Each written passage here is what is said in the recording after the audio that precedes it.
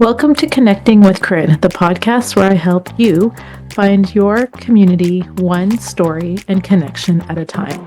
I'm your host, Crid, and each week I explore inspiring conversations that connect us to the world around us, spark new ideas, and help build stronger, more meaningful connections. Whether it's through personal stories, thought-provoking discussions, or shared experiences, we're here to bring diverse perspectives to the table. So let's dive in and start. Hello, welcome to another episode of Connecting with Korean podcast. I am here with Chris Heier. How are you today, sir? I am doing quite well. How are you doing? I am well, thank you. So, welcome to the podcast where we're creating community through storytelling and learning a little bit more about you. So, I just want to talk about first how we met and how I know you, and then we can go into the deep dives of all the cool things that you are doing in your life. So, you worked at Half Hitch and you're a brewmaster at Half Hitch, and I was just a customer. I was just trying to think because when you're talking about how we first met, I feel like there's stories around that in and of itself.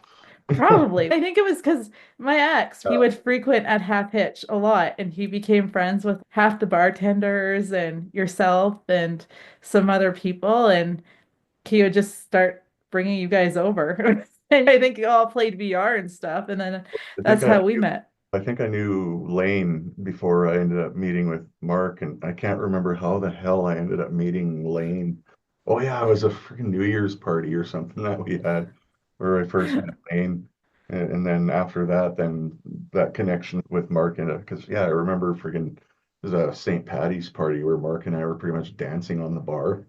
That's right. That's how we met, was through my ex-husband. You've done so many cool things. You're a brewmaster with Half Hitch, and you've done rally racing as well. And now you're into creating music through Pinpoint Music as your new business venture or company. Although on the rally side of things, I'll say I wish I've done the racing. The problem with rally racing is it's like any other motorsport, it's fueled by money, to which I've never threw the money in, but I'd be damned if I wasn't going to be around it. So I did get involved a lot in volunteering for the races, even to the point of actually organizing a race and part of the organizing, helping out where I can for this upcoming Cochrane Winter Rally taking place on March 7th, 8th, 9th. Wow, that's awesome. Yeah. See, and this is the whole point of this of the show is so that we can meet you and learn about how you're building community, creating community, and through creating events such as the rally race that's coming to Cochrane and all the other things. So, can you just tell the listeners and the viewers a little bit about yourself? Oh man. There's a lot that I could tell. I can go hours talking stories, especially if we go the post-COVID side of things when I got into bike packing and probably the year everybody's buying bikes and whatnot. I got one and put like 10,000 kilometers on it in a year. And but even before that, playing into some of the community side of things, I think because we started brewing probably back in 2016 and opened our restaurant up in January of 2017. But it wasn't too long after that I got scouted by the executive director from the Cochrane Tourism Association. So I've been sitting on the board of the Cochrane Tourism Association pretty much since 2017. And now I currently sit on the board as president of the association and have for the last year, whereas the three prior was as vice president. But even prior to that, the town of Cochrane, I want to say probably also around 2017, 2018, maybe. Starting to forget the years. Things have just gone by so quickly, right?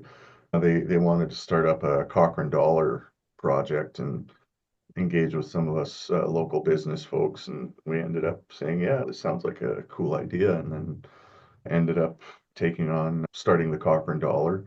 So I've even, if you ever find yourself in possession of any of our Cochrane Dollar bills, you'll see my name on the bottom corner of it as president of the Cochrane Monetary Foundation. And that kind of drove my involvement to get on the board of the Cochrane and District Chamber of Commerce. So I sat on the board of that organization for about 3 years. Stepped down about a year ago, just Mhm. for an effort to consolidate myself a bit because I do tend to love being involved in the community, and as such, I tend to be involved in a lot of things. As I continue to add more credentials to this discussion beyond tourism, Cochrane Dollars, and in Chamber. I sat on the board of the Rocky Mountain Rotary Club of Cochrane for a few years, was one of the founding members, and through that ended up organizing the outhouse races for a couple of years, and then ended up organizing the Cochrane Light Up for the last 2 years as well.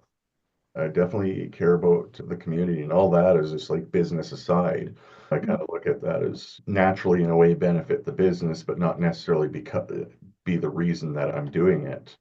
I've developed somewhat of a passion for the community and a passion for economic development within the community. And a lot of this stuff I do really on my own time, some on business time as well, for better or worse. I should focus more on the business side when I am trying to do a lot of this stuff, but that is why I kind of have to pull myself back from things like Chamber and Rotary, so I can actually take ownership of my time again and put the time I need to either back into the business or to better support tourism and stuff like that. So yeah, that's the nutshell without going too much in depth on any of these things, as I'm sure we can deep dive in as we continue along. Absolutely. You talked about all the business stuff, but what made you get into Brewmaster and all that with Half Hitch? When we started the business, the idea of a brewery wasn't exactly the first idea that was on the table for starting business, because effectively the concept was to start a family business. And so the challenge with starting any family business is, unless you have an idea that you can get buy-in from the family, you're pretty much going to be dead in the water. And the brewery wasn't the first idea on the table. I think the longest standing idea, when we would have our family dinners at my dad's place almost every week or so, was bakery.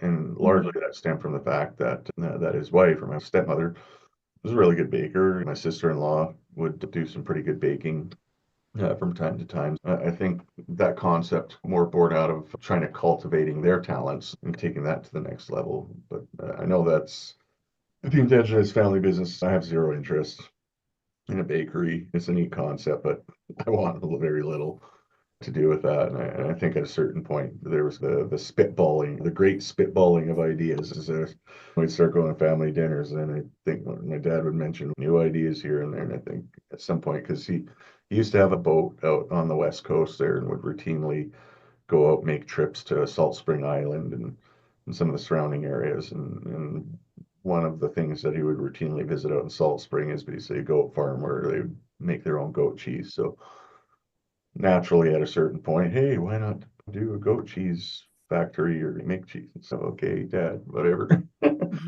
But even the idea of the brewery wasn't necessarily his. I think his my brother Kyle, I think, might have brought up the concept at a certain point. And I think that intrigued a few of us to the point where we were starting to have some more serious discussions. And I think it was actually in January of 2011 where Half Hitch Brewing Company Limited was officially incorporated. I think January 27th.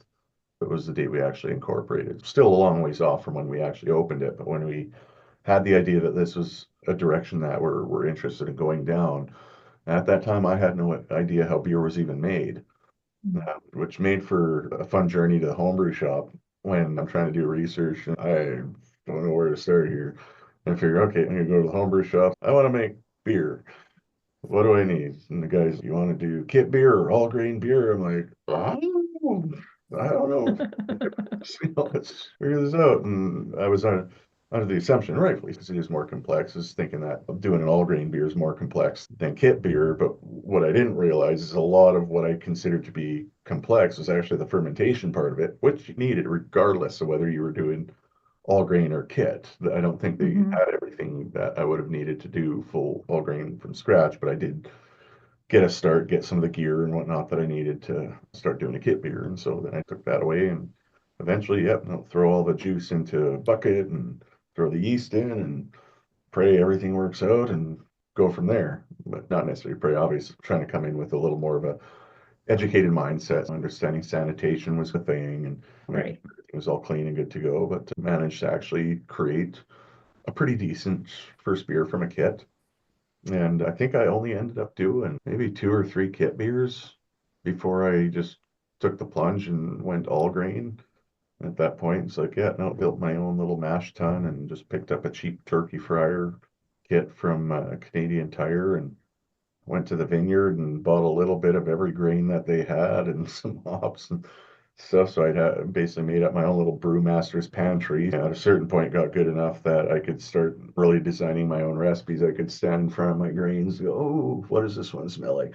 Okay, yeah, I like that one," and just start picking and choosing stuff that I think would work well for doing certain styles of beer. That's how it got kicked off. And so 2011 to 2013 was really my homebrew era, as I'd call it. So 2012 and 2013 would be the 2 years that I put beers into homebrew competitions. Did really well in 2012. I think I came home. I did submit a whole lot of beers. Probably took 5 awards for 5 different beers. Most of them like higher alcohol beers. So if you ever come out to Half Hitch whenever we have a seasonal release that's considered higher in alcohol, 6, 7, 8%, whatever. They're usually pretty dangerous beers, and that's what I've gotten pretty well known for on the homebrew side of things, is producing some pretty damn dangerous beers. Because when I look at the 2013, I put in a lot of beers, but only one of my beers got any award. It ended up getting best in category for Belgian Dark Strong, and then made runner-up best of show. Nice. 314 entries or something like that. And that one clocked in at just over 13% alcohol too. Oh, man. Holy crap, it's a good one. It was definitely very unique, but a fun one to make. But yeah, where I consider 2013 the stop point on the home brewing is that was when we finally actually closed on our property that we have the brewery on right now. So we picked it up as Mhm. basically just vacant land. It was used as RV storage prior to us doing anything with it. So it was just a pile of dirt. We finally closed on it February 2013, and between then and the summer of 2014, because I think August 2014 was when we were finally able to break ground on it. It was just going through the planning process, working with architects, working with engineers, making sure that everything is going to look the way Dad wants it, because he had this vision of a building in mind. And I know all of us were, really adamant. We wanted something that was like really quintessential Cochrane. If you see this, you can tell that it was meant to be here in Cochrane. Mhm. And even looking at it today, it's one of my favorite places in town to hang out. But I can stand outside and look at the building and say, yeah, I don't see any other town I would rather see a building like this in other than Cochrane. It suits it so well. Yeah, for sure. Yeah, so it did put a lot of work into the architecture and design to make sure it fit that whole concept. And even when it came to the interior, I really was adamant on the idea of the horseshoe style bar as well, to make sure that I'm not breaking my neck trying to talk to the person next to me, but also like the idea of being able to talk to almost anybody at the bar from anywhere at the bar as well. So even today, I'll brag about that concept as I'm chatting with somebody across the bar. That's a cool concept. Yeah. So when you went from home brewing to when you guys started to open, did you reach out to people and ask how you go from home brewery to commercial brewing, or what was that process like?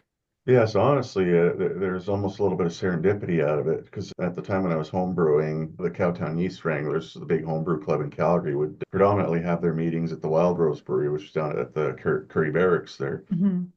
Now, the brewmaster there, his name's David, when he was working there, was David Neely. And he came up to me and he said, "I hear you're trying to start a brewery." "Yes, I am." Like, "You need a hand with that at all?" Like, yeah, no, I could use a hand. So yeah, David became a core part of us getting the place up and running. So we would basically, I'd be working with uh, DME, or Diversified Metal Engineering, out of Charlottetown, Prince Edward Island, because they basically built and supplied our brewing equipment. And so the engineers might produce a layout based on the floor plans that I gave them, and then I would get those, and then I'd throw them David's way to see if he has any comments or feedback, and then we'd have a little bit of back and forth on some of that stuff. As well, before sending comments back to DME and fine tuning a lot of the layouts and stuff of the brewery. So he played a big role in a lot of that. And it was nice because even when I'd have some ideas and approach from my experiences with him, because as he hopped from brewery to brewery, at a certain point he was working at Minhas, he would spend time up in Red Deer working for Drummond Brewing up there. I spent a brew day with him up at Drummond, and so he would ask a question on dealing with cleaning, and I would basically cite his practices at Drummond is why I'm setting things up a certain way or whatever. So we had a really good relationship and a lot of good back and forth. We have a great relationship even today when it's warm enough. The guy's pretty much living over at Bow River's Edge Campground over by the Spray Lakes Rec Center in town here. So sometimes we'll, hang out at the bar still, or we'll go hang out with him and his wife at their RV in the campground, enjoy a few beers. But yeah, he's been a really solid person to have. Once we had the brewery up and running, I think he was pretty much operating the brewery for about 6 months, maybe, where I would be focused a lot on basically being boots on the ground, knocking on doors, bringing samples of beer to liquor stores, doing tastings, just overall selling beer. And then he retired and moved on, and then I basically stepped into the brewery and took on brewery operations pretty much up until maybe about a year ago or so. So I haven't done a whole lot in the brewery over the last year. I've got another gentleman in there who's worked with us in the past and fully trust his capabilities and the fact that he's got a solid set of problem solving skills that can help make sure that I'm not always the first point of contact when it comes to things going wrong. So that's been nice. So I can focus a bit more on certain critical business processes and getting our accounting processes all figured out as well, and hopefully get things streamlined, especially as we've been trying to grow out the mash as well in our business. If nobody knows what the mash is, it's your pizza business. You can talk a little bit about that too, if you want. Yeah, it's basically craft beer, craft pizza restaurants. Essentially, we'll use a little bit of spent grain from our Papa Bear Prairie Ale as part of the pizza dough recipes.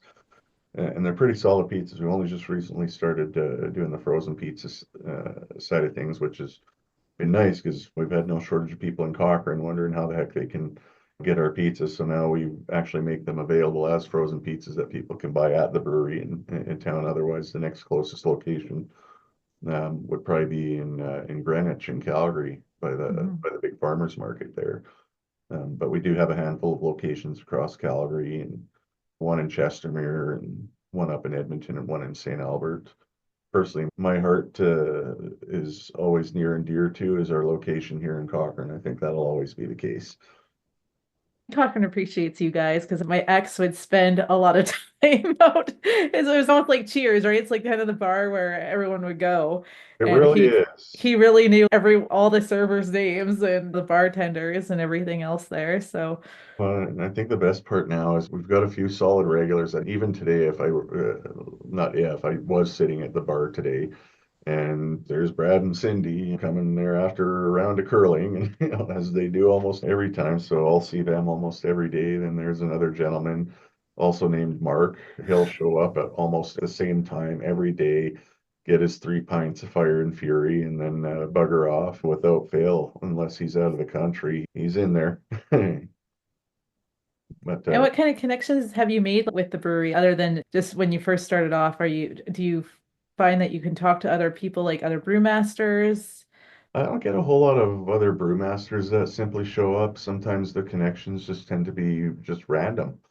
And some of those random connections start to become just really good friends. Like one of the gentlemen I was impromptu meeting with today. I was meeting with another friend and then go to the bar and I said, oh, there's my buddy Roland. And funnily enough, when I first came across him, he's just some random guy sitting at the bar and I'm chilling at the bar and I hear him talking something about data science or whatnot. And I look over, data. I like data. And then we just start chatting. And now we're best buddies and we see each other at the bar more often than not. And I'm pretty sure I've closed the place down on more than one occasion with him as well. Oh, that's awesome. Yeah. And let's go into the rally racing. So I know you said you're not a driver, but how'd you get involved in rally racing? Yeah, so that's an interesting one. I think 2012 was probably the first time I did anything involving rally. It looked interesting. I don't even recall if I had a whole lot of a history in interest in it. It's one of those, oh, we're doing this type of thing in Alberta. Found out about it and ended up signing up as a volunteer for the Rocky Mountain Rally, which at that time was taking place in the Kananaskis area. So had my first kind of exposure to the sport there and thought it was interesting. I didn't fully quite understand everything or how it operated. And And from that point, it was like, okay, I thought this is neat. I want to be a bit more involved. And then the following year in 2013, there's the Cochrane Winter Rally, which I think in March 2013, it was actually like 20 degrees outside and no snow on the ground, which is a pretty dusty rally for a March because most of that stuff happens up north around the Crown Land, north of Wipers there. And yeah, no, had a blast there. And then it just fell off the radar because this is 2013. Now I'm busy Mhm. with the brewery. There are actually a lot of things that fell off because I used to be in martial arts and got up to brown belt before I got too heavy into the brewery side of things. And then I used to curl league as well. And then the last time I tried a few years ago, I'd be lucky if I made half the games and whatnot. So yeah, this business definitely put a halt on a lot of things. And then I think, was it 2018?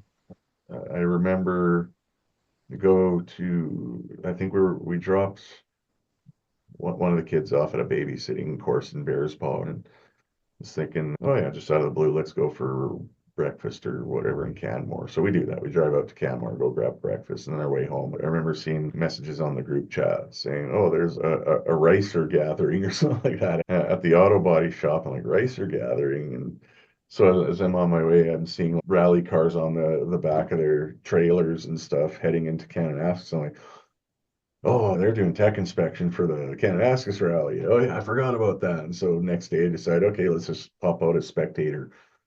And did that. And then I was like, 2019, I'm going to volunteer for every race in the Western Canadian Rally Championship series. And so I did. And so that included races in Alberta, 3 races in BC.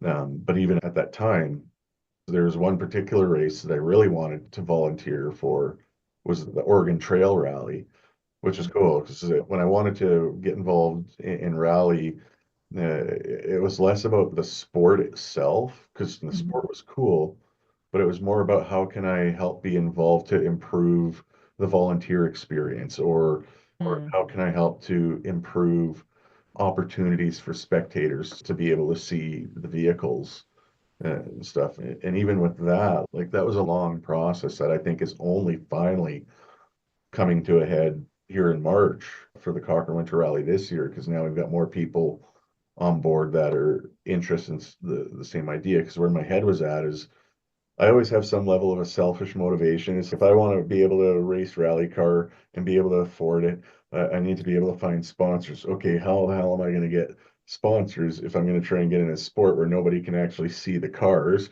because you're in the middle of Mm. a forest? And even as a spectator, the way that I joke about if you want to go spectate at a rally race, just prepare for camping, essentially. Is prepare like you're outdoors in the middle of nowhere camping, and then every so often fast cars go by, because that's exactly what it is. Of course, that creates challenges when it comes to the sponsorship side of things. And one of the reasons I decided to volunteer for the Oregon Trail Rally is because it's one of the largest rally events in the American Rally Association calendar. They run it across full 3 days, with the first day being at the Portland International Raceway, and it's a huge spectator event that Mm. they do out there. It's much bigger than we'll get here. For that rally, they had over 70 cars that were entered. I've yet to be in a rally in Western Canada where we've had more than 30. And so when you have 70 cars at that, and the other challenge being is like road closure costs them a lot of Mm. money down in the States versus here. It costs us almost nothing for the road closures that we usually get. And they don't comp the volunteers hotel or anything, whereas we might use like a sponsorship from Subaru to pay for some hotel rooms for the volunteers to be able to stay at. But Oregon Trail Rally, they'll get hundreds and hundreds of volunteers Mm. supporting that event, and it was great because I reached out to the organizer, Doug Herados, for the Oregon Trail Rally. Um, Only after I had signed up as a volunteer, and in the comments is, yeah, I've got experience volunteering for other rallies and I'm learning to organize rallies in Canada and whatnot, but never heard anything. And then on my way driving to Portland, literally after doing the Rocky Mountain Rally in Invermere, I turned that into a rally, my rally holiday. Took 12 days Mhm. off, volunteered for Rocky Mountain Rally, and then right after that was done, continued driving out to Portland, stayed with some family just down in Boring, Oregon. But as I was getting towards Portland, I catch this email from Doug. because he must have read the comments and saying, "Oh yeah, I would love to chat and let's maybe try and get together." So I'm like, "Fuck!" I've That's got him up awesome. on the speaker, and sure enough, he invited me out to show up at Portland International Raceway at a specific time, and I go there and I pretty much got to hang out behind the scenes, basically helping Doug with whatever he needed help with, and got to meet a lot of the other people on the organizing committee and learn about how they're approaching things with sponsors and stuff like that, making sure all the sponsors were nice and happy. And got to meet Travis Pastrana and stuff. And even one of the stages, like I was doing start finishes, I got to count down for Travis Pastrana and David Higgins to start a couple of their stages. So it was a really cool experience. And it was nice being able to have that because I could take some of those experiences back to Canada and some of the learnings that actually became valuable for the Big White Winter Rally when it comes to taking some of the load off of the volunteer coordinator and basically treating myself and one other person as stage captains, where we would be largely responsible for our teams. And then if there were any issues, oh shit, my radio guy's car engine no longer runs. Oops. He had to tow it all the way Oopsies. back to Washington. We needed another radio guy. So he's having to call around to people to find another radio guy that he could assign to our crew and stuff. But that was nowhere near the amount of load that he would have taken otherwise. So it's neat seeing how these things could potentially improve from an organizational standpoint, how the events operate. But now slowly starting to see, now that I've organized the Kananaskis rally back in 2019 and have had the experience, that had one of the guys ask me if, okay, why did you stop organizing? He said, I'm just busy in general. So I'd Right. love to do more of it. And even for this event, I still feel bad because the only real thing I've been able to do is line up a decent rate on hotel rooms at the Ramada for them to sort out, but they've been largely doing the negotiations. I've been thankful that the Cochrane Ag Society has been working closely with the Calgary Sports Car Club, is now they're starting to do some weekend racing out there, and now they've gotten permission from the Ag Society where they'll actually be able to run a spectator stage. So that'll be the first time that I don't even know if a spectator stage has been run at all in Western Canada since I started volunteering for Rally. And the first time we'll get to see that happen is going to be here in Cochrane here this year. That's So, awesome. so that I'm super excited about. That is really cool. So, how's the course going to run through Cochrane? Just out of curiosity. I've looked into opportunities for trying to run something in town, and it's very tricky, and there's not a whole lot of ideal roads to do it. But this one's just going to be run on Ag Society Okay, lands. So they're doing cool. the whole course on that property, so we don't have to worry about closing roads and dealing with all of that stuff. Nice. Because not impossible. I had contemplated the idea of maybe closing off that road from the Cochrane Ranch House and going all the way up the hill and around Hmm. and you know how I used to have that downhill coming to Ranch Road on the gravel there Yeah, yeah. is open that up and then allow the cars to go down there and continue down towards the end where you've got that doctor's house at the end. Mm, And I think back in was it 2020? Might have been 2020 because I know the lockdowns happened after the Cochrane Winter Rally. Can't remember if it was 2019 or 2020, but I did go so far as to try and actually explore that road as an option where we would basically start up around like Cochrane Heights past the arena where the road starts to turn to gravel just after the turnoff to Sunterra. yes. And so the idea was, okay, you could start there, go down the hill, whatnot, cross the bridge, right, turning all the way down. And I got so far as to being able to even, I went down and talked to the owner of the house at the end, and come to find out his daughter loved my car and she's all about that sort of thing and likes motorsports and whatnot. So it wasn't much for me to sign off on, having the homeowner that we would basically be closing off his only access to Cochrane for that period of time, get on board with it. And even then, the stretch of road there, the county of Rocky View is responsible for it. And so I even had them on board with it. But unfortunately, we couldn't get everything that we needed all together in time to make that happen. But notwithstanding that, I still think trying to do something at the Ag Society is still a much better idea, anyways. Mhm. You got more opportunities for like a park expose and being able to have opportunities for drivers to show off their cars for spectators and better opportunities for marketing in town because now you actually have an event happening in town around this race that you can continue to promote that motorsport. And I've been trying to do what I can around it. It's just one of those things that it takes time. And now it's nice that we've got other people within the organizing group that are very keen to make things happen. And now the Calgary Sports Car Club is actually making more things happen out here. And they're getting more involved in things like ice racing in this area rather than having to go further up north or further south or wherever. Yeah, no, really excited about it. That's awesome that they're connecting with you guys and building those connections as well, and then bringing that to Cochrane. So I think that'll be awesome. And then when is that happening again? You Yeah, said it'll be March? like yeah, it's like the first weekend of March, the weekend of March 8th or something like that. Okay. So yeah, it's going to be a good first step. I think if everything works out well for this year's event, because it really is going to be a trial for doing this, is I think it'll set the organization up to try and do something really awesome for next year and get more attention around the sport. Cool. And where can people find out about the rally racing in Cochrane and the event and all that Um, information? Is there a website? I'm not sure what the best website is. Since, I don't know if the Calgary Sports Car Club is. I would imagine that this cscc.ab.ca to see it. Otherwise, I can't even remember the address for the Western Canadian Rally Championship now. WCRC, search that, or you can look up the Cochrane Winter Rally on Facebook. We can add the Cochrane Winter Rally. I can add that Yeah, link yeah. to the bottom of the show notes at the end of this. So that's There you cool. go. So let's go back into your newest project. Let's talk about your music that you're creating. Let's hear a little bit about this. And I see that you're collaborating too with some interesting musicians as Yeah. well. So, So how'd you get into this? honestly, yeah, the story of how I got into this, probably start with how I even got into music to begin with, because depending on who you talk to, because I'm not, funny things I can say, I'm not an overly social guy. I would be lying to myself by saying that. Is I don't talk a lot about things that I'm planning or am thinking about a lot. And when I decided, yeah, 2022 was going to be my year of music and buy a synthesizer. Some people might think, oh, yeah, what got you into it? Or it's, oh, Chris is getting into another thing again. But the reality is, I was actually inspired to get into music probably when I was like 10, a really young kid. And it was actually my Uncle Eric inspired me into that a bit. But I remember even younger than that, getting into guitar lessons, but it was whatever.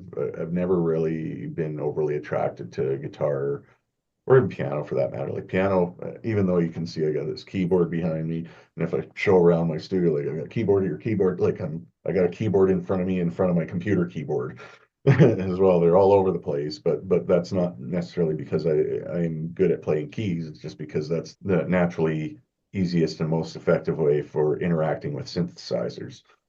And so going into the late 90s, I remember there was this old application I found for DOS called Impulse Tracker. And it was part of a family of applications called trackers. So you had a Screen Tracker, Fast Tracker, and Impulse Tracker, and all these other tracking applications. But Impulse Tracker was the one that I got into. And it was basically you would be able to take samples, put it in there, and then that sample becomes part of a track, and you can program your notes into a pattern. And basically, whatever note just changes the frequency or the speed that sample plays at. Now, getting your different notes and stuff, and you can have multiple tracks and drum tracks, whatever, and put that all that together and learn how to play around with that. I actually did make a track probably in 99 or 2000 or whatever, I can't remember. Still have the melody. You could never find the track to save my life, but I did make music back then. Then graduating high school, that kind of took a back seat to damn near everything, because now it's like, okay, you gotta work retail, find work, all that fun stuff, and did, and ended up working Walmart Radio Shack stuff, and then ended up getting a job with a guy who's now a friend today, where he was starting up a medical device company, and I started working with him doing computer graphics, and then dove into IT, knew how to make computers, and I was helping making sure that all their computers worked and stuff, because a combination team of, we had our local office plus some of his family out in the UK helping with hardware development and software development and stuff out there. But then had kids and moved into Northeast Calgary. And I remember distinctly there's this one time where, and it wasn't too often, where I would have the house all to myself.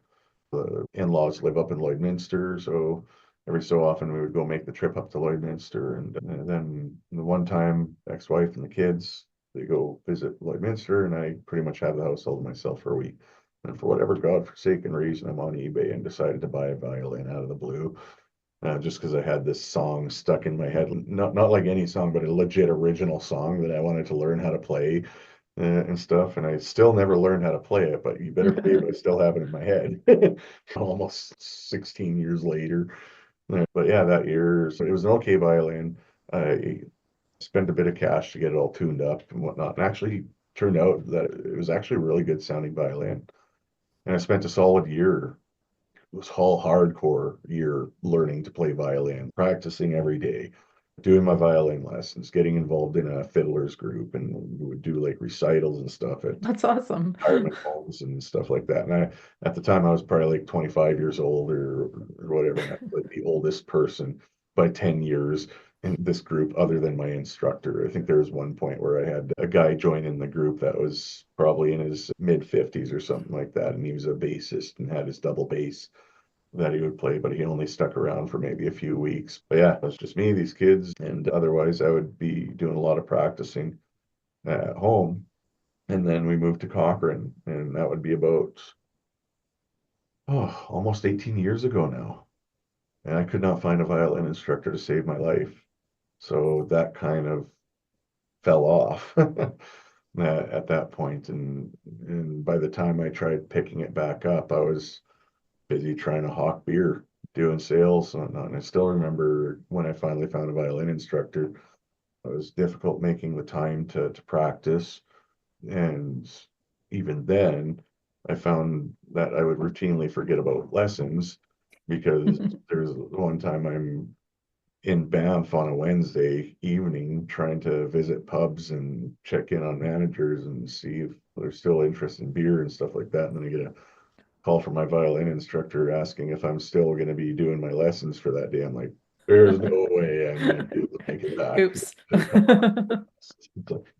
Yeah, so I fell off there, and it becomes one of those things, right? Eventually I'll get around to it. Eventually I'll get around to it. I think when I said 2022 is going to be my year of music, that was my commitment to myself to say this can't just be continuing like this anymore. I can't just pick something up, let it fall off the radar, pick something up, let it fall off the radar.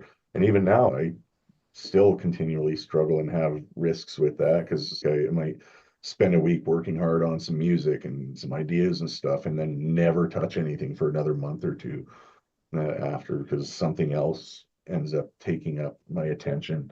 So it becomes that eternal struggle. But this is where the nice thing about having that community to work with. And so when it comes to collaboration, I'm not so much collaborating as much as I would like to, as I am just on the board of another organization. And it happens to be the Oscillate Electronic Performing Arts Society. And so that would be their full legal name, but they refer to themselves as the Oscillate Collective.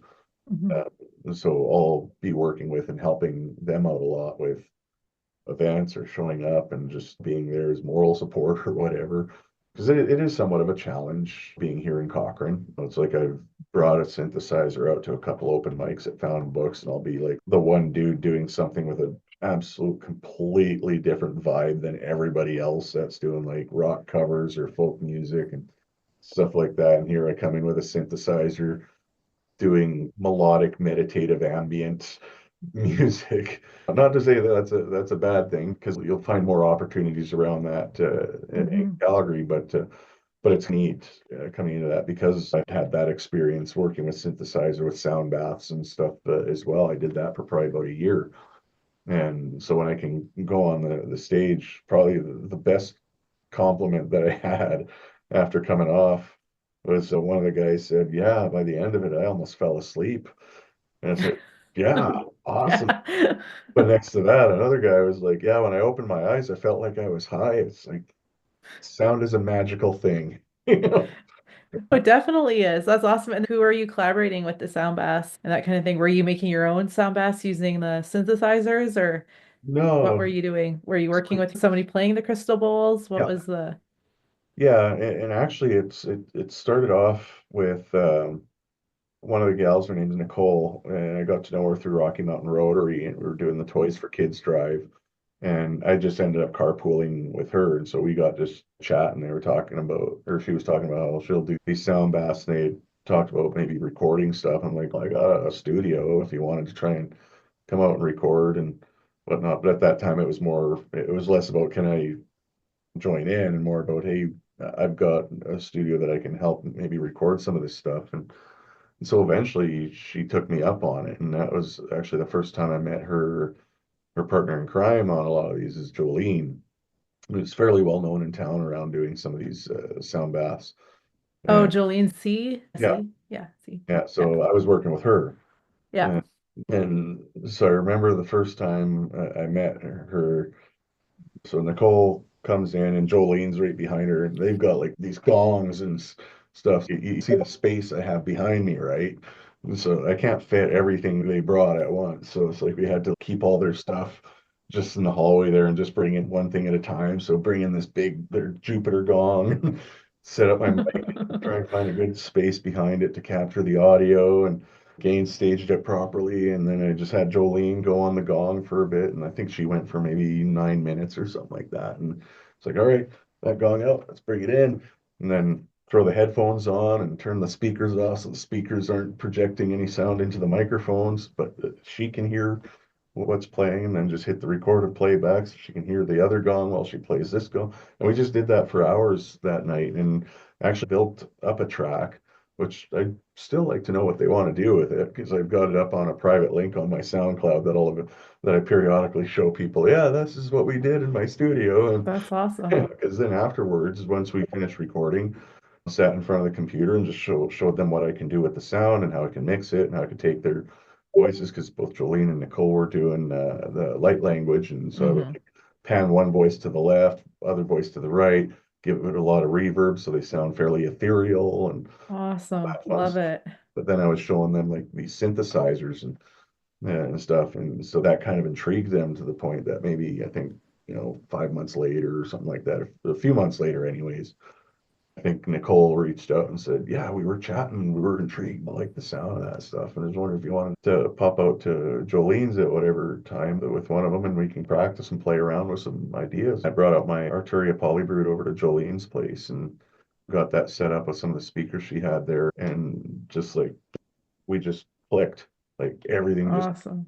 and I would start fiddling around, just getting things keyed in. And as I'm doing that, you could hear she gets going on the crystal bowls and gets that going. But it almost seemed like she was playing well to what I was doing. And then I just felt innately that I knew what I needed to do next, whether it was this is the type of sound I needed to present or whether I needed to step back and let that go. And it almost seemed like every time we were working together, we would almost work together as if we were like a cohesive unit without necessarily having to have practiced with each other for a long time. Hmm. And that I thought was really beautiful because even through doing that is when I came up with some of my own little more ambient melodies and things like that, where I would present them as standalone things too. Like Hmm. I developed a 45-minute ambient hardware set that I played at Evolved Movement Arts about almost a couple of years ago now. And that was cool. I had a combination of things, more than just the one synthesizer, but started it off with a melody that I developed as part of working with Nicole and Jolene. And it was also the same melody that made somebody almost high and almost go to sleep at an open mic. I know for anyone who has done sound baths and stuff, that's usually what happens is with the crystal and even with gongs, like it's crazy. I'll pass out and then you hear the gongs and it's like vibrating in your soul and your whole body, but Well, the best, like I'm out. Like yeah. Well, the best part about it, this is what I love with it. It's not even about the sounds, and this is one of the things I found fascinating. And I'm probably going to get a little technical. Hopefully, I don't go oh over good. head technical. I might, but so like the two gongs, you can tell Jolene knows her stuff with how her Hmm. instruments are tuned to each other. And so, from a mixer perspective, if you're trying to produce a song and you've got like guitar and piano and vocals and all this sort of stuff going on, when you're trying to mix a lot of that stuff together, you're trying to think about where these frequencies from these different instruments may be clashing. So, you want to ensure that you can have The vocals stand out on their own. If there's any lower frequencies or lower harmonics in the vocals, you can just cut those out. It's like same thing with a piano. The piano has very complex harmonics in it. And Yeah. what you hear of that piano in the context of a song is not going to be the same as what you hear of that piano if it's played on its own.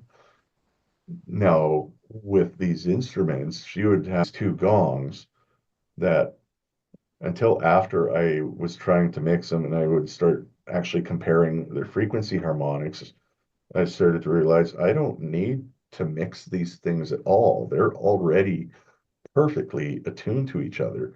And you could see that because the big gong would have fundamental frequency at, say, 67 hertz. Mhm. And so when you're looking at a frequency spectrum, for instance, if I were to play like a sine wave, you would just see a spike at whatever frequency Yeah, the waves. sine wave is. But if I was to play a saw wave, you would see that primary spike, and then you would see a bunch of other spikes happening at regular intervals up on the frequency spectrum. Those are all the higher harmonics. And so you'd still see that with the gongs, both of the gongs. But the neat thing was this other gong had its primary harmonic at 110 hertz, which fell exactly between yeah, The other gone. some of these subharmonics from the first gong. Mm. And every spike from this one gong was in a valley of another gong. So when the two are played together, you never hear any one individual gong playing. It just sounds like this wall of sound. And that's what I And the thought was vibrations. Yeah. super cool because even when you listen back to the audio, it's like you don't hear any individual. So you can hear the metallic kind of sound of the gong, but it just, Hmm. if you got the subwoofer, you just feel the sound. You just hear this wall of sound coming. And I think that's what just fascinated me about how she's so attuned to her instruments for doing that. And I had a huge amount of respect for her ability to do that without, having to actually see that on the frequency spectrum. That's just how much she knows about how all of these fifth dimensional instruments just work really well to each other and why she might choose this one to work with this gong as opposed to this other gong because they just work so nicely. I even had an opportunity to experiment with that a little bit over at Amaryllis because Timmy there had a few gongs set out that I was a Yes. customer, and or not gongs, crystal bowls. Mm. So I was playing around with it, but there was these two crystal bowls that were like a semitone off of each other. But if I was to get one singing and then bring another one in, you would start to hear this pulsating, like that they're not in Hmm. tune to each other. But I found that to be actually interesting in and of itself. So I started playing around with that to the point where I was like just experimenting a little bit. And then I got to a point where I would play one, I would skip the one that would cause the pulsating, and then I would play another, and they would work harmonically. And then I would go back to the first bowl, and then I would just slightly tap it to ring. Hmm. And that would cause the middle bowl to start singing Yeah. without having to play it. It's like, okay, that is so cool. It's so funny you say that because so last night I did a sample session and because I have samples and I got some friends over and they were my guinea pigs because I've played around with them, but I haven't had an actual session with anyone yet. So last night we did this. And it's interesting that you said like that the frequency because I have two F bowls and they're both heart bowls, but one was made with the set I have, the other one was not. And even though they're supposed to be same frequency, the crystals are different. It's still quartz, but It might just be a there few is that cents little on. bit of a difference. I used to play trumpet, so it's almost like two trumpets just kind of out of tune. So they're a little out of tune, but they do have that wave. So last night when I was playing, I was very mindful of with the two F bowls, like one I would play and then I'm like, okay, I'd hit another bowl, which would resonate. And then I could do like chords and stuff, and then I'd hit the other F bowl. But if I played both of the F bowls at the same time, you get that. And it's just because I've done so much with band and trumpet and stuff, so you can hear that vibration where I don't even know how, it's hard to explain, but Oh, like if I guess it's just so much as you because the it's actually a pulsating mm, that you get yeah. and with two. For the trumpets example, we'd have a tuner, but we'd have to tune off of one of the trumpets. Yeah, While that trumpet was tuning and got the note, the rest of us would all play around with it, and you can get to this point where it's like, this sounds terrible, it sounds terrible. Okay, we're like there. But when we were like, if one trumpet was off just a little bit, you get that wavy sound, and you're like, Yeah, oh, they it's carry kind it's of not there. periodic bass cancellation is what's Yeah. going on here. Is Yeah, right. You they'll can start feel that wave. Yeah. yeah, and so Or because hear it, like hear bass it. Yeah. cancellation, you can actually feel that Yes. as soon as you hear it go away, like that pressure goes in and out at the same rate that the phases are canceling each other. And Yeah, it's you can definitely play with that. yeah. Yeah, So I mean, it was just energy interesting because state. like for me as, hearing that off tune, I can't. And everyone else was passed out. We don't care, but it hurts my little soul. It But hurts my my the trick musician is soul well, the of trick is not thinking about it like a musician. And I think that's the challenge is because we know they're off, but that I Mhm. don't think is what we need to be paying attention to. It's the And that's true. uh, And it's so funny because my friends were saying that too. We wouldn't notice, but it's interesting too because even with the sound bowls, depending on the people who are in there, sometimes the bulls, like when I was playing them last night, they got so loud and they were like, we want to be heard tonight. Whereas when I've been practicing at home without anybody, they're softer and quieter. But I would just touch them a little bit and they were just going. It was yeah. crazy. And then it's just interesting that some bowls, some people were trying to play after, especially my metal bowls. And they weren't really playing for them. And it depends on the person, it depends on your vibrations, it depends on a lot of things. And sometimes they'll like vibrate more. We'll have to collaborate together or something because Oh, I'd love it'd to be check fun. to get bowls. I've been wanting to try and get bowls. I actually did not quite bowls, but I got this fancy little Oh, the two oh, is it what is it? so it's Oh, called oh, oh, right. Okay. yeah, so you're basically just using your head as an instrument, but Mm, in that type of instrument falls very much in line with a lot of other similar instruments that you would typically see used in crystal bowl or those type of environments, depending on the kind of environment that you're leaning into. Because you could, it's not too uncommon to see things like didgeridoos and stuff yeah. involved in that, and that's where the jaw harp comes in. Is it has a very similar timbre to the didgeridoo without having the same type of techniques or requirements around it. But yeah, you can get jaw harps like bamboo jaw harps. There was a set that I came across that was made in India. And the thing I liked with this set is each jaw harp, almost like a harmonica, has its kind of fundamental tone. Is Mm, this set had 12 jaw harps in it, one for each semitone. And so then you that's can pick awesome. whatever jaw harp you want to use for whatever song you're accompanying to work with it.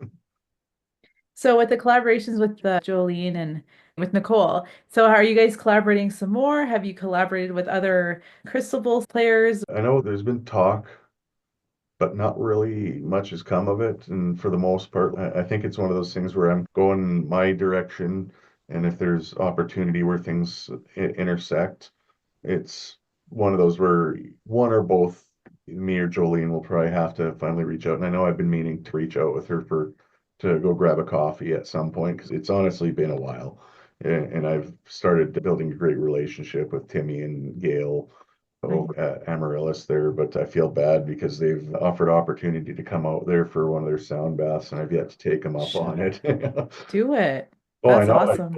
Yeah, because there's this one bull that Timmy showed me when I had an opportunity to play with a few of the other bulls, and there are actually a few bulls that did this that just blew my mind from a curiosity and intriguing perspective.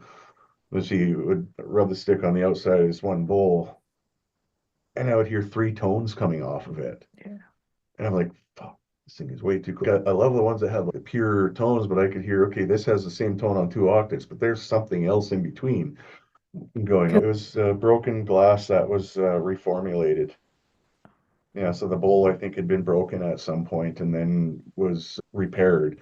And Hmm. it's that flaw in it that had now created this unique That's so capability cool. on it. And I think that was probably the best part about it. I'm not the kind of person that's going out there that's like, I want the most purest of sounds. No, this bowl has character to it. This you can do some really neat stuff with. And he had a couple bowls, I think, that were like that, that were producing at least three different fundamentals. What's your next path? What's the next journey for Chris and doing all these things with community and reaching out to different people and Oh, fuck if I know. Right now, I know. It's like, I've been wanting to friggin' live in Japan since the first time Mhm. I've been to Japan.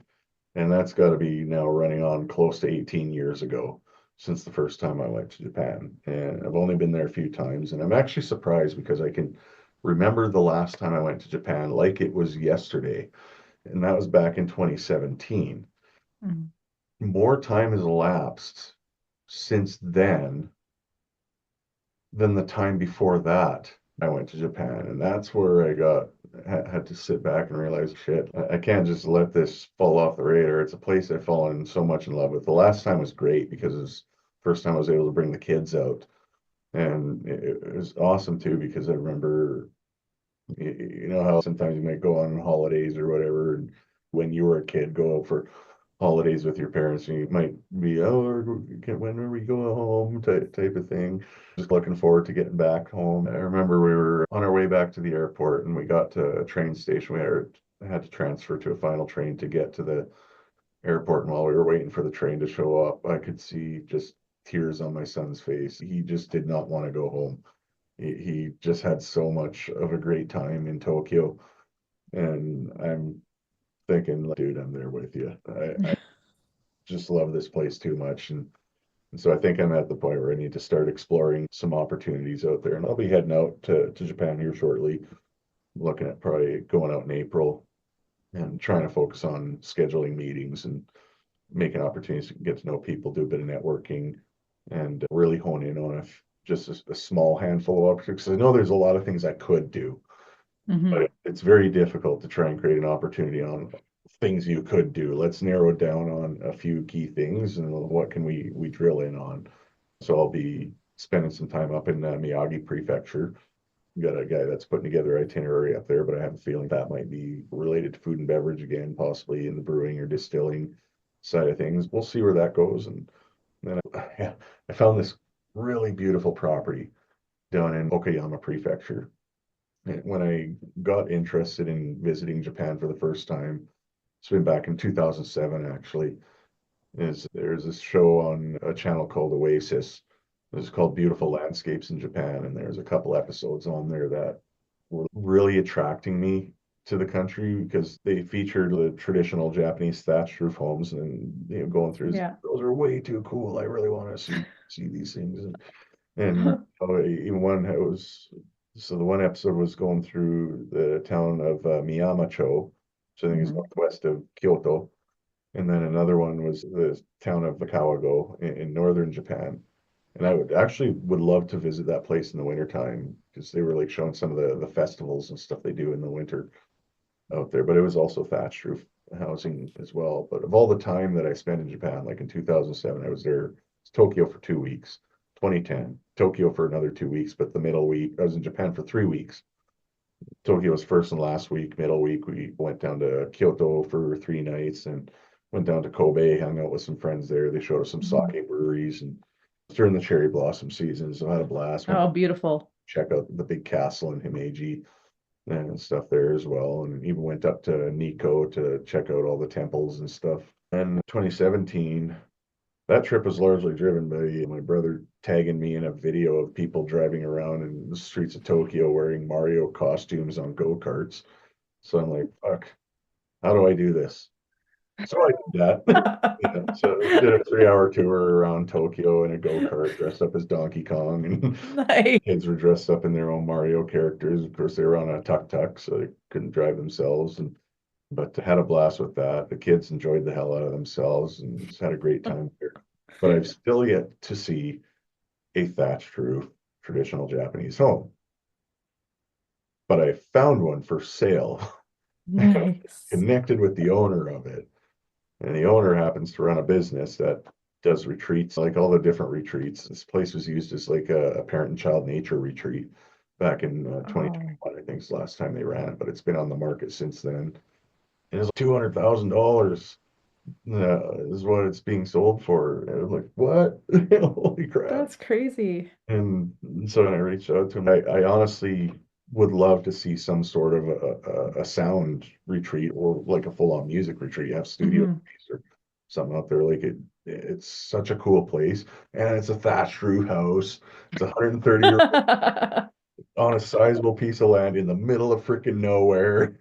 So I'm gonna go visit this house. I'm definitely gonna go visit this house.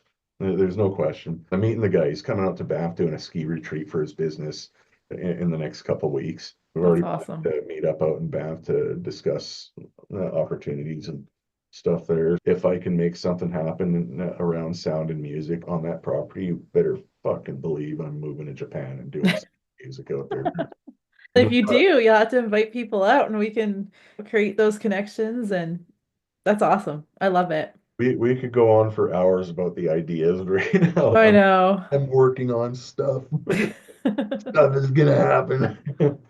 But That's we'll awesome. see. Well, this one's going to be pending meeting with this guy in Banff, because the intention, if things come out positive on that, then yes, I'm going to be in Japan in April. I'm planning on leaving April 1st. I don't know 100% certain when I'll be back. It's going to be either a 2-week or a 3-week or somewhere in between. And so the first, from the 2nd to the 8th, I'll be up in Miyagi Prefecture. I'll be up in Sendai, hanging out with my guy up there and having meetings and stuff. But once I leave there, I'm still working on the plans. If the opportunities are there to meet with a few people in Tokyo, I might spend a day or two in Tokyo. Not too eager to necessarily spend much time in Tokyo, because I've already spent plenty of time in Tokyo in the past.